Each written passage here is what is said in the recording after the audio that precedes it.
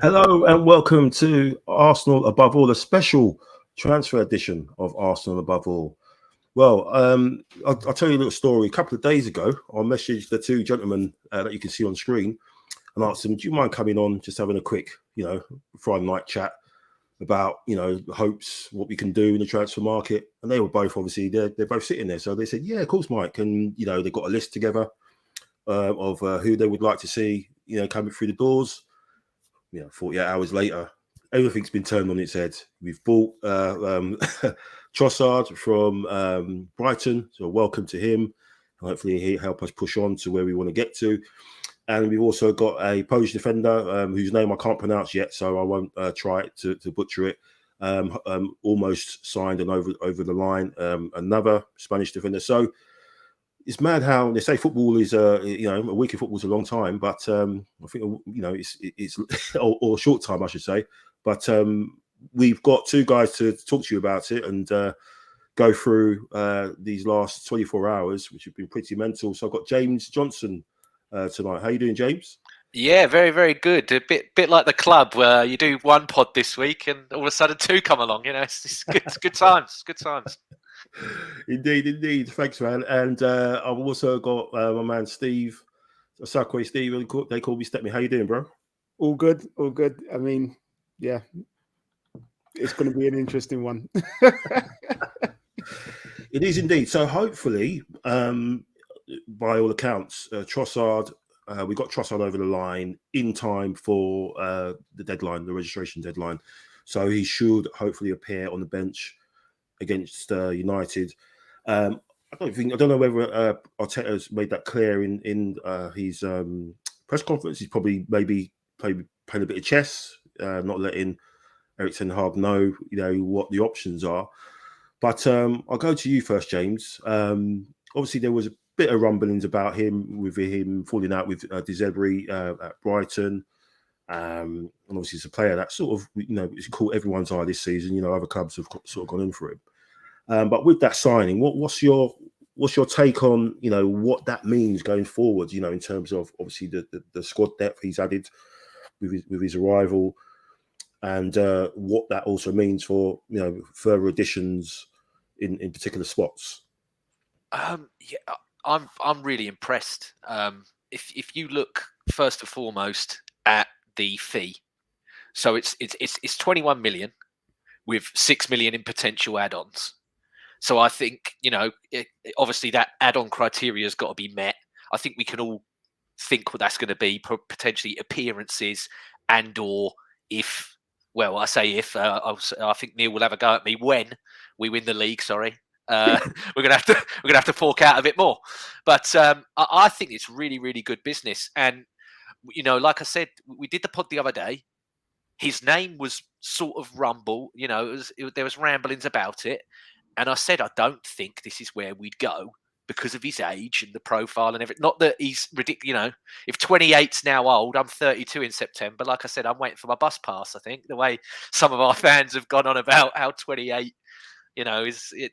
But I'm really, really impressed with it. I didn't think it would happen. I didn't think that's somewhere we'd look. I thought we'd stay younger, with this whole 23 and above sort of, but 23, 25 type age that we're going for, develop them. And then as they keep growing all together with the young sort of core that we have, then the team's going to progress later on and get to the level where we are now. I mean, we've escalated the level I think that we thought we were going to be by at least maybe a year and a half, which is, and then signing a player like this, and obviously the other player we signed, which we'll touch on later, it could really drag us over the line. This is a guy that's got, 7 goals and 2 assists already this season at Brighton. They haven't really got a striker. they haven't really got, not discredit them as a team, because I think they're a brilliant, even when Potter was there, they were a brilliant side. Mm-hmm.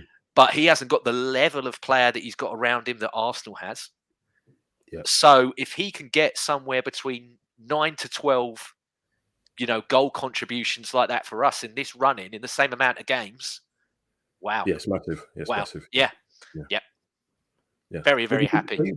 Yeah, exactly. I think it's almost like the Eddie situation where he's come into the team, he's coming amongst the first team. He's not coming in with 5 or 6 others that who aren't who are only chucked in for rotation purposes, but he'll be coming into a level of player that should who are obviously where they are on the table. They're all performing. They're all putting man of the match performances each and every week at the moment. So what's your take on it, Steve, in terms of surprise of the deal? I mean, obviously you said you're happy just mainly because he's the versatility. He's both fit, can use both feet. What do you think? Top signing. Put it this way: if Liverpool, United, Chelsea, any one of those other teams, if they'd signed him, the media would be going masterclass. Yeah. It's the same. It's a masterclass. Arteta's done well. Arteta and Edu have done well with this one. As we said, he's both-footed. He can play along the front line, and so he covers people.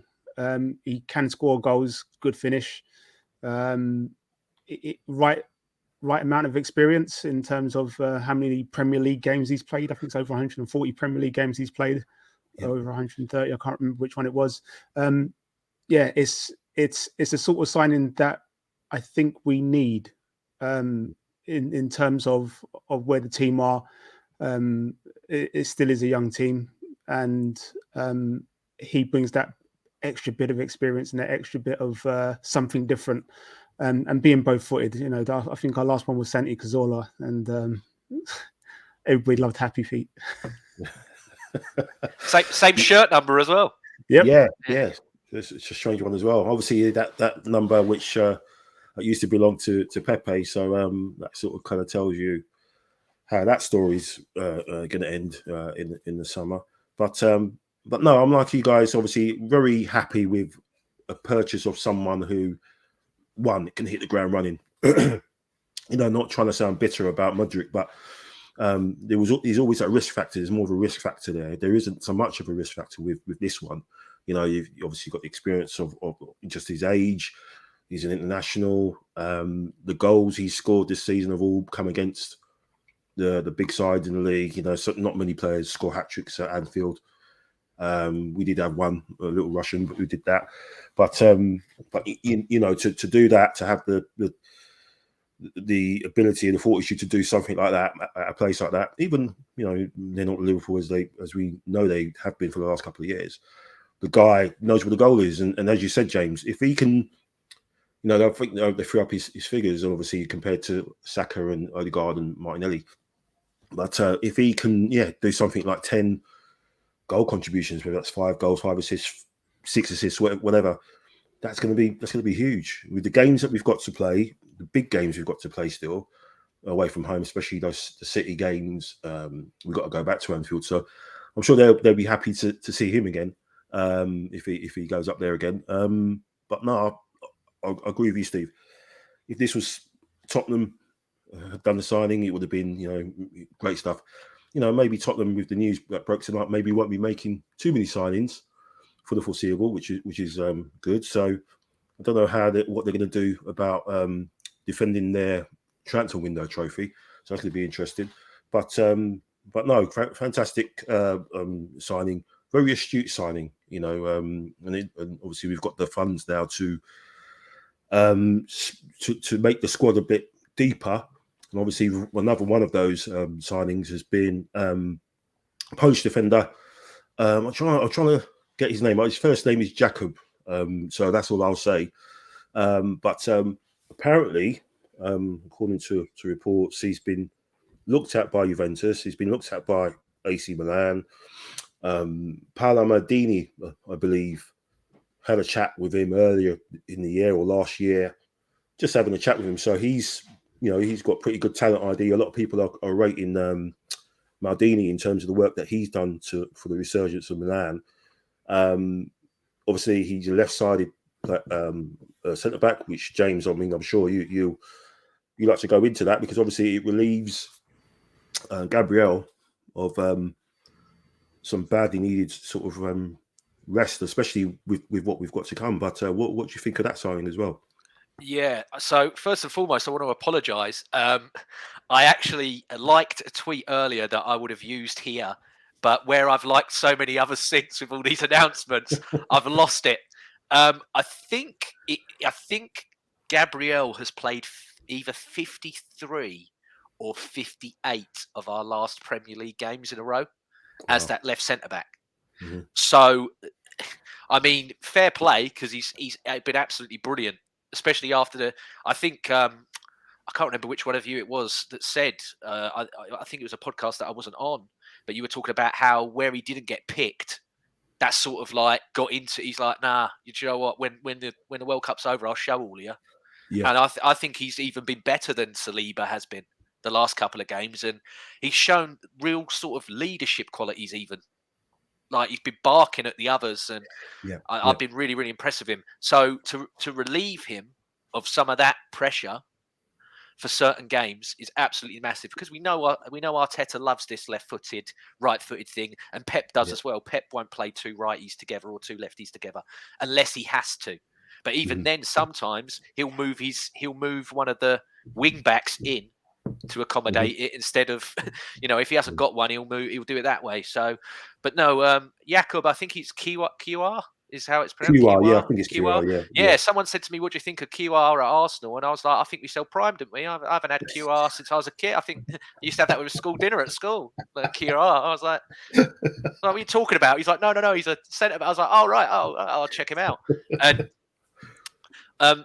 funny enough, a lot of people have said, "Oh, you've never seen him play and everything." Obviously, I watched a lot of the World Cup. Poland, didn't pull up trees, and neither did he. And the only game that I've seen him play in Serie A this season was against Inter Milan because that's who I support. Yeah. And they lost 3-0. So I can't really judge him on that. But from what I know, in terms of as a passer on the ball, he averages about 92% a game in accurate passing, especially long. Yeah. Apparently, his long distribution's insane. Yeah. I don't have the number for that. And then in terms of interceptions, I think he's in at least the top 5 in Serie A. And I know Serie A isn't the league that it used to be when we all grew up. However, it's always been the league of the defenders. If you can defend in that league, you're pretty much you're set.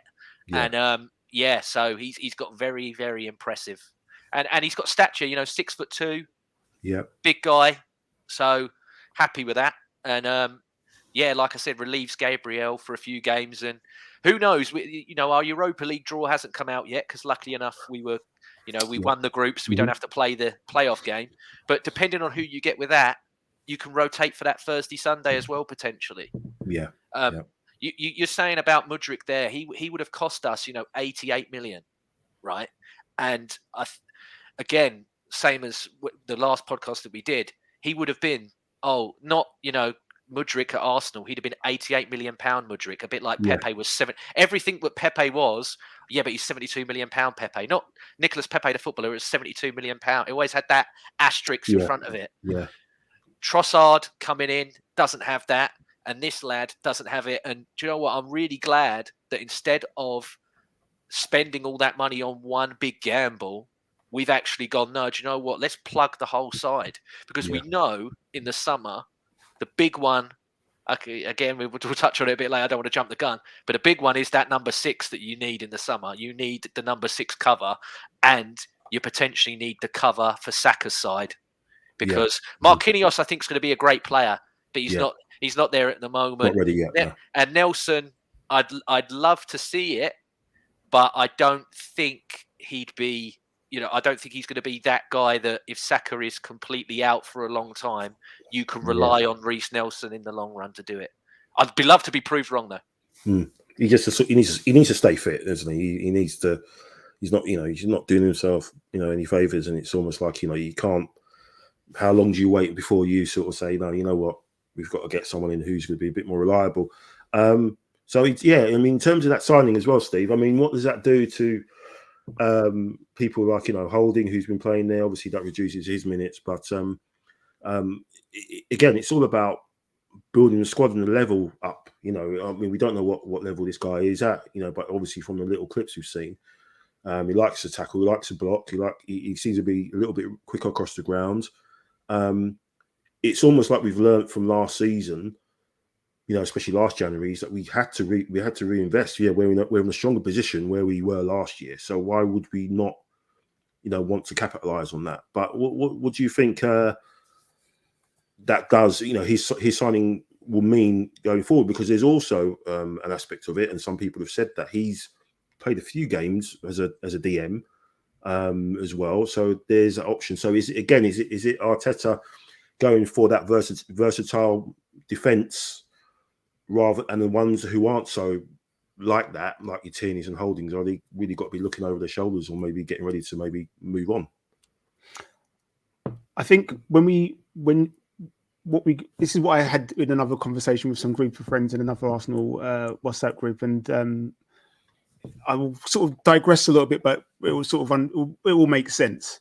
Someone said, "Oh, would you take 6 million for Nenny and then sign a replacement?" And I said, well, no, you never know how the replacement is going to work out, especially if it's not somebody from the Premier League. It could go all kinds of wrong. Even if it is someone from the Premier League, it could still go all kinds of wrong.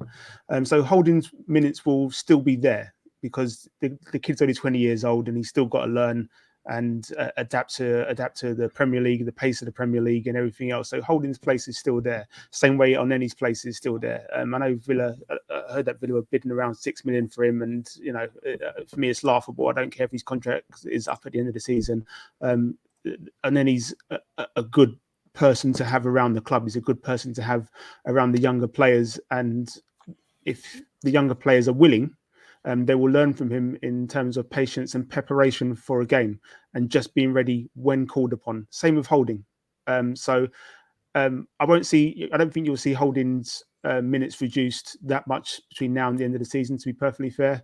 I think when you've got to call on somebody and you want that bit of reliability, I know some people don't like Rob Holding in terms of, because if he's obviously not as good as Saliba and Gabriel, but he's a solid lad at the end of the day. He won us FA Cup with him and Mertesacker at the heart of defence. So, he knows how to do things. And just watching him in the All or Nothing Amazon show, he's a good character. He's a likable character. He doesn't play. He's not fussed. He's not that he's not fussed. But he goes, right, okay, I know my place in the squad, but I want to be part of this squad.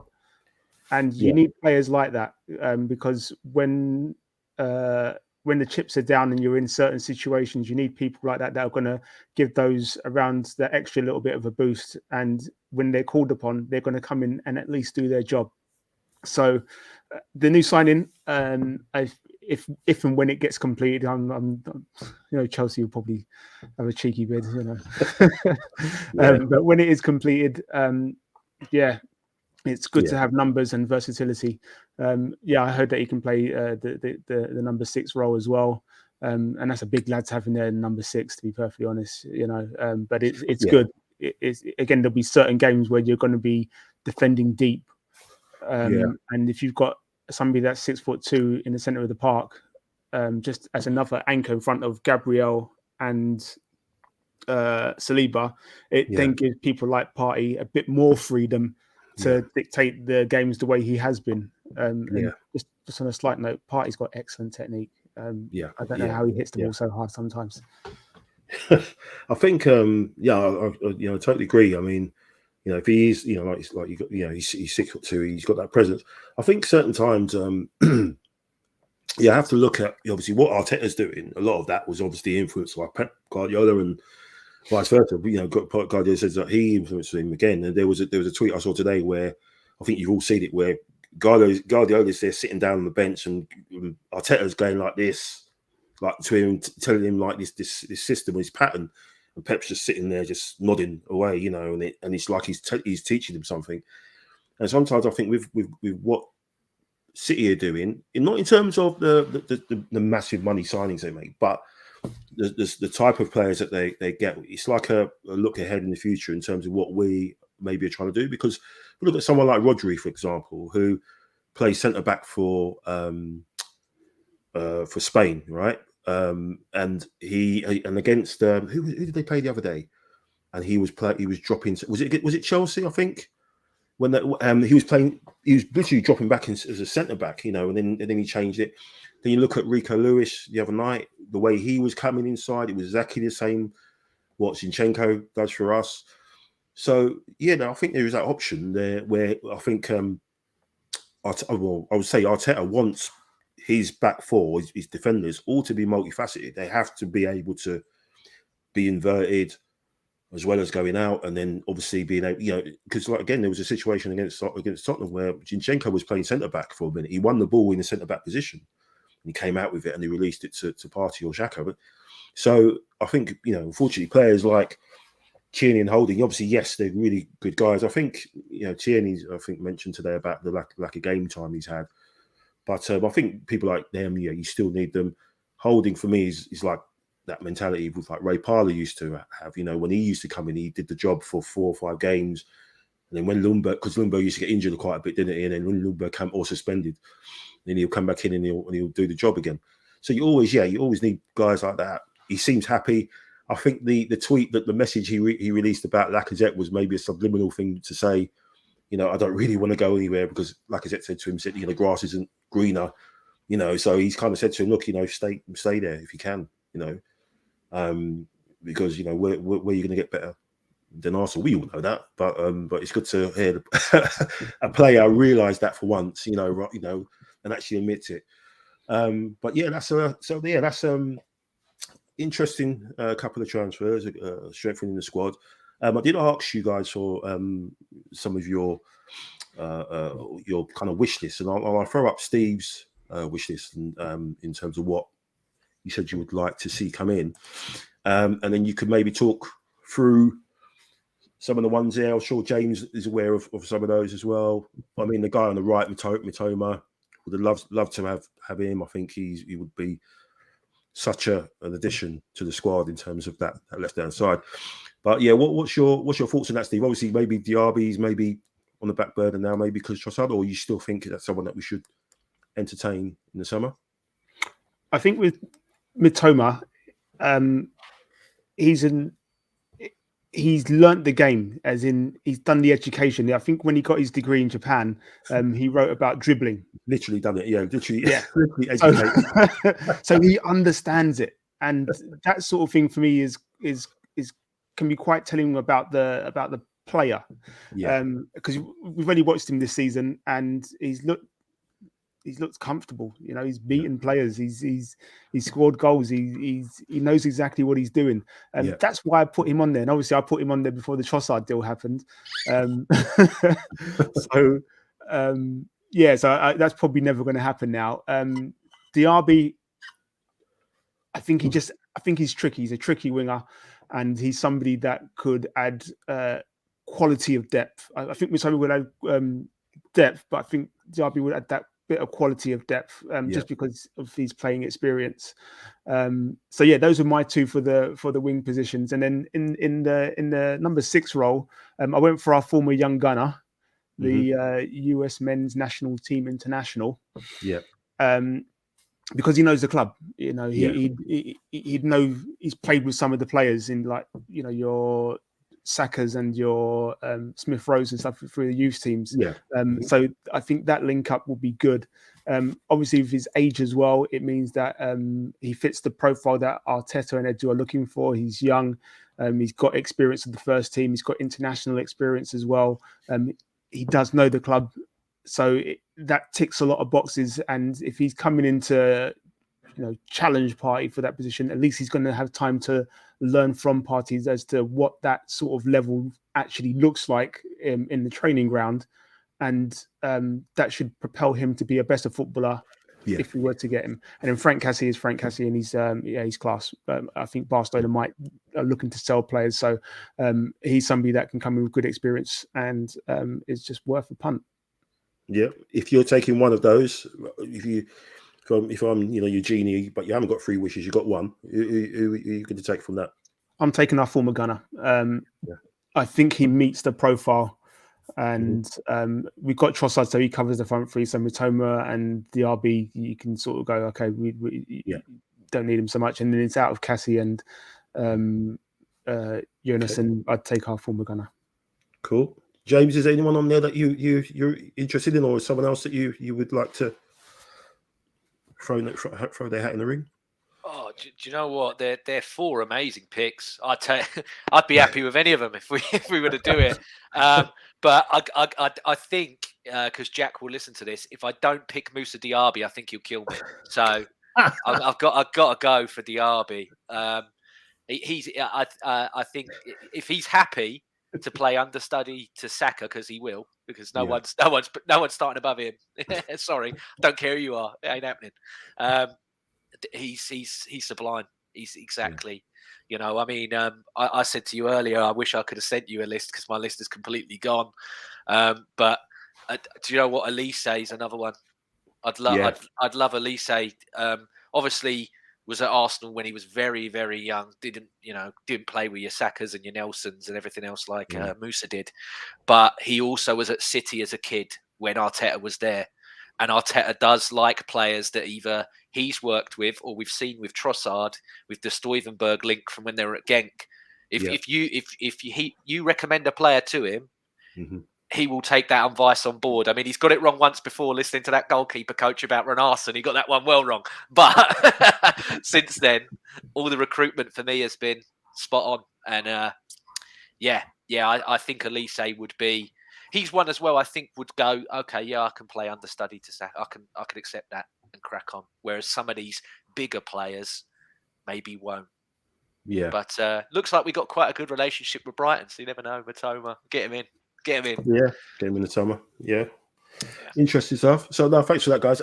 So we'll go on to the things seem to be moving all the time with us at the moment, especially. And I don't want to jinx it or mention it, but I will. And we've been linked to a certain individual, and I'll see if I can bring details up. And it was Simon Collins that broke it. News saying also interested in a loan move for Eduardo Camavinga. Jack would have been doing absolute somersaults, punching a few bears, running around them, doing all sorts. If this comes through, I'll tell you.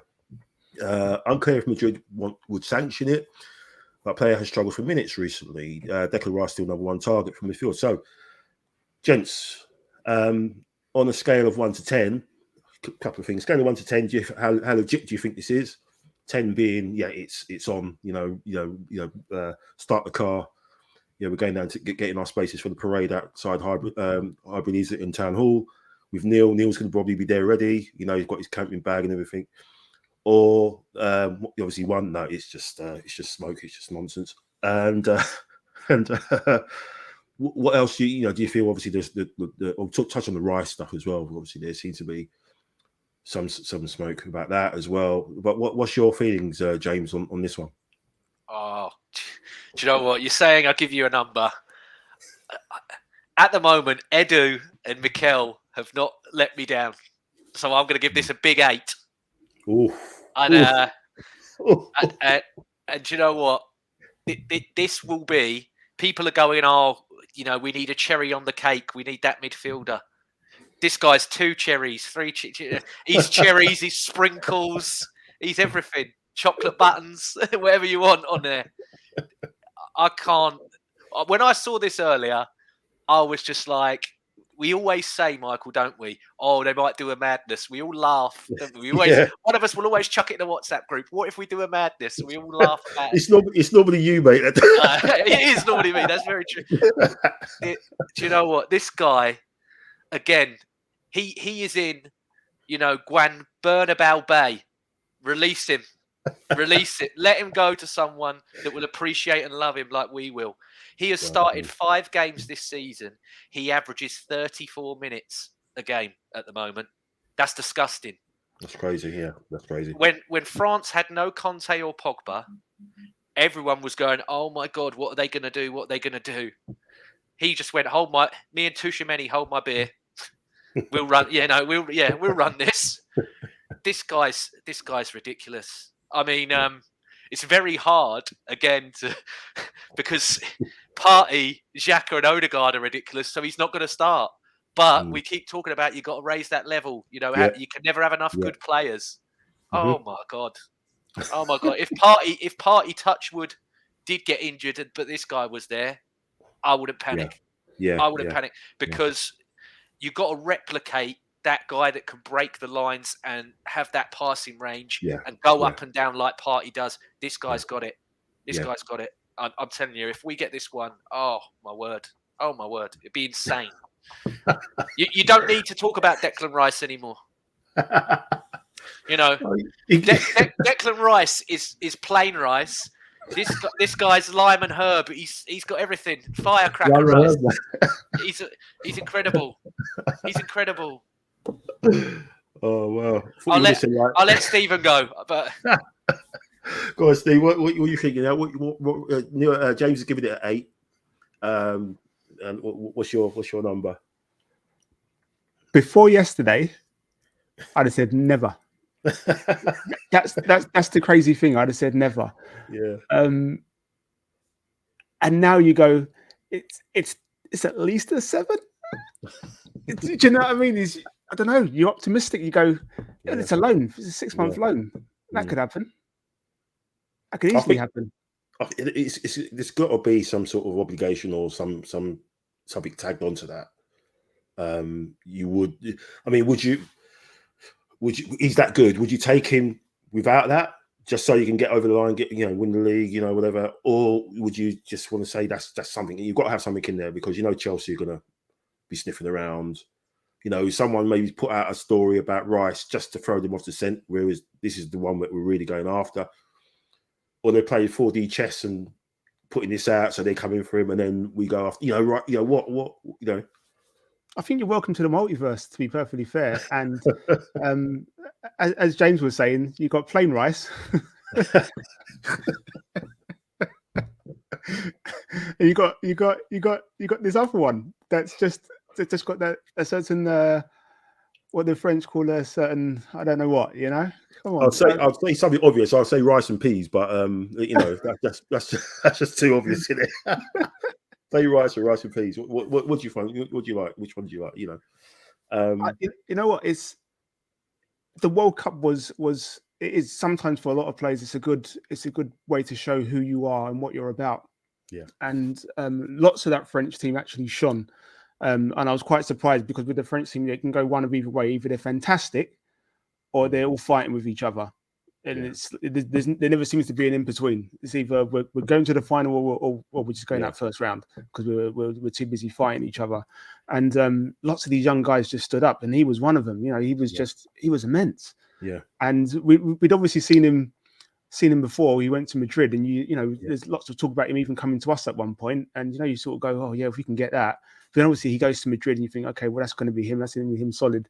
I think reason why it could happen is because Madrid, I think because of Modric in there, it's difficult for him to get those minutes and to get in. And they have their preferred system. The reason why they'll probably say a 6-month loan is good for them is because they don't know what's going to happen at the end of the season. Ancelotti could just get sacked. Yeah, that's how La Liga works, and that's how Real Madrid work. He could still win the league and then get sacked because he didn't win the Champions League. That's happened to him before there. So it could happen. It could happen. The good thing about it for us, if it were to happen, and even if it were the 6 months, he's got guys there that'll go to him. Stick around, isn't it? Yeah, sign the thing, man. Sign the thing. Yeah, Come on. Yeah. And he if he was one of those players that helped get us over the line, why wouldn't he want to stay?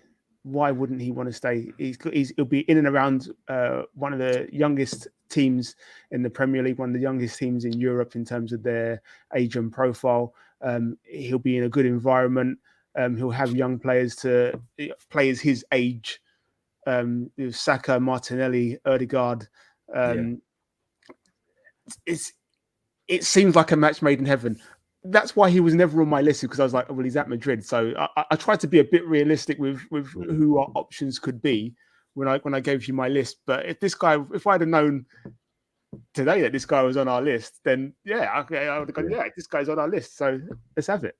Yeah, I remember Jack was talking about him a lot, weren't you, James, in the chat, and I was like, we've got no chance. He's not going to come to us. He's going to choose Madrid, and he obviously chose Madrid over us. But yeah, if we do manage to pull it off, if we do manage to get him in, I think we'll be doing a show a week or every day. I think for the foreseeable. If we manage to pull it over the line, because it's quality, and we'll send a massive statement if we manage to get him across the line. So so that's been an interesting chat, gentlemen. Obviously by the time that I'll get this uploaded, we could have maybe signed one or two more. Who knows? But if we do get Camavinga, well, used to are on straight away, and we'll chew the fat over that. Another point is he will be fully embraced by fans and by the squad. Yeah, like I said earlier, he's only started 5 games. That's crazy. How can you have a player that good and he's only started 5 games for you? Yeah, I mean, come on, like you're salivating at the potential rotations that you can do with this guy and the others that are in there, because you then have 2. You don't just have a drop off in terms of your league and your even your Thursday Sunday team. Yeah, they're pretty much equal. Yeah, they're balanced. It's level. It's that's what it's all about. We have to make sure it's all about building that squad. He's still, we all know we've got fantastic 11, the strongest 11 in the league probably up there. But it's that drop off, and you adding the players, whether it's 6 months or not or whatever. You just, when you do rotate, like I said, I think I said to you, James, in the chat. Arteta just wants people in there that's going to execute whatever he wants to 100%. Then to execute at the same level as the person that they're replacing. Yeah, and he's one as well, where other fans of other clubs are going to be like, "Have you done that?" Yeah. And that is massive. Yeah. That's another reason. That's another reason. Yeah. Like it will wind people up, so there's more point to do it, because at the moment we're just winding people up by breathing. I think just the way that they'll be moaning about how players put their socks on or something soon, like, the way their laces are or whatever. Yeah, we're winding everyone up. We're winding Pep up. We're winding Klopp up. We've wound the FA up for some reason. Yeah.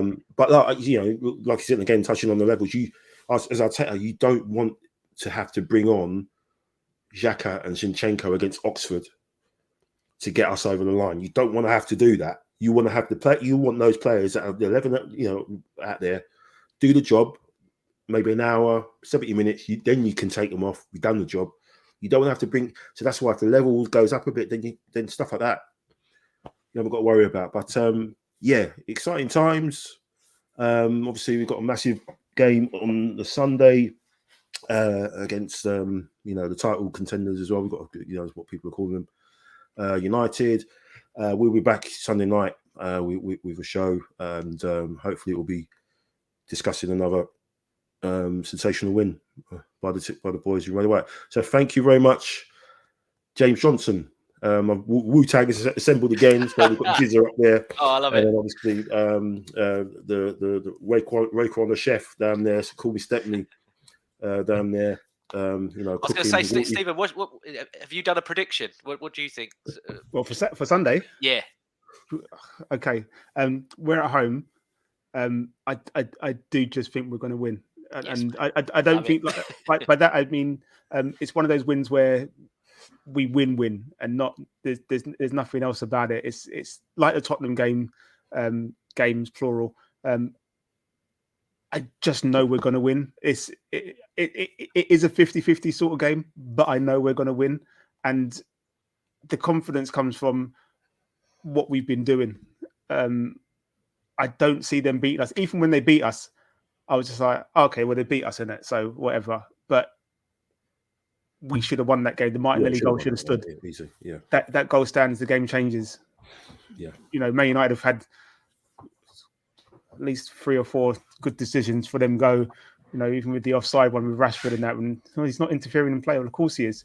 And just to touch on that, I was explaining to one of my mates just this morning. I said the reason why it's offside is because when a ball gets played long, if a player's running back from an offside position, usually Lionel raises his flag, right?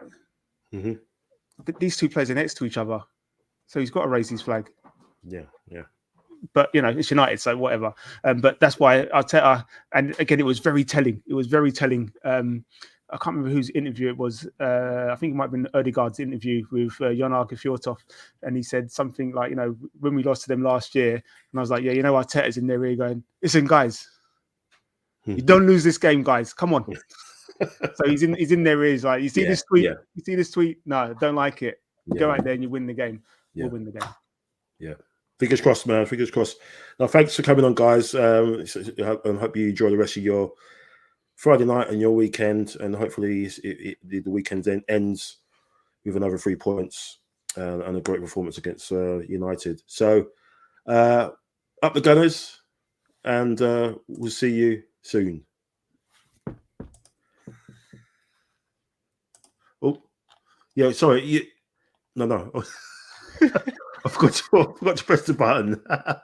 Yeah, so up the Gunners. Come on, you Reds. Let's do it.